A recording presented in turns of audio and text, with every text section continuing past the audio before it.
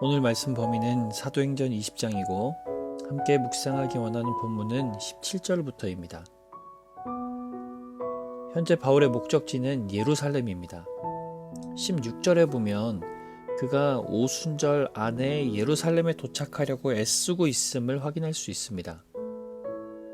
이렇게 그가 서두르는 데는 이유가 있습니다.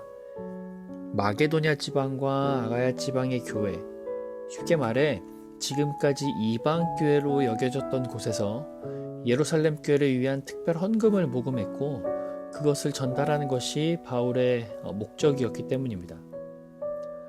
이것이 단순히 돈을 전달하려는 의미보다는 지금까지 상호간에 불편함이 존재했던 이방 교회와 예루살렘 교회가 이제는 그리스도 안에서 하나라는 메시지를 담았기 때문에 급히 예루살렘으로 가고자 했던 것입니다. 그런데 이렇게 바쁜 와중에 자꾸 마음에 걸리는 교회가 있습니다. 좀 더 정확히 표현하자면 그리운 교회가 있습니다. 그 교회는 에베소 교회입니다.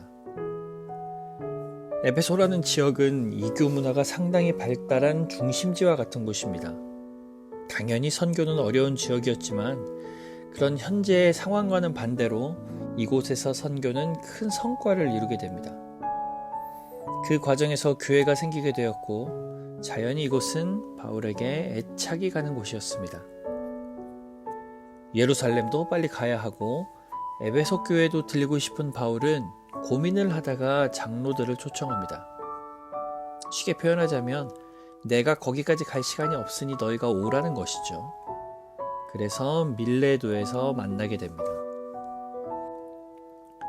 그런데 성경에 등장하는 지명을 단순하게 생각하면 마치 옆 동네처럼 느껴질 수 있지만 사실 에베소와 밀레도의 거리는 상당합니다.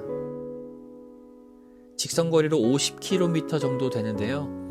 당시의 교통 상황을 감안하면 간단하게 오고 갈 거리라고 할 수는 없을 것입니다. 왕복 거의 100km이니까요. 이들에게 50km를 오라고 한 바울도 대단하지만 그 초청을 듣고 지체하지 않고 찾아간 장로들도 참 대단한 것 같습니다. 결국 한자리에 모인 이들은 바울과 함께 말씀을 나누고 그의 선교 인생의 마지막을 향해 달려가는 모습을 보며 함께 울고 기도합니다.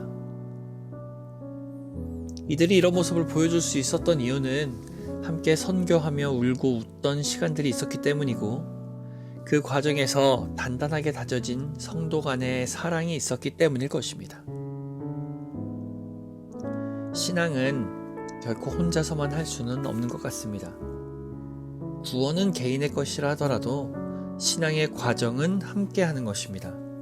그래야 서로가 서로를 붙잡아주기도 하고 때론 끌어주기도 하면서 성장할 수 있기 때문입니다. 그래서 같은 날, 같은 시간에 같은 자리에 모여 예배를 드리고 교제를 나눌 수 있는 사람들이 있다는 것은 정말 귀한 일이고 행복한 일입니다.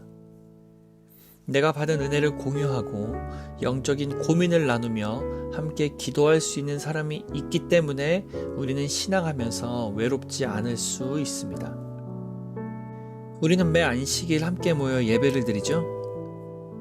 그 시간에 내 옆에 와 있는 사람은 그 누구보다 소중한 존재입니다. 나의 든든한 동역자들입니다. 물론 사람에 따라서 취향도 좀 다를 수 있고 신앙의 정도도 다를 수는 있으나 귀한 믿음의 형제라는 사실은 변하지 않을 것입니다.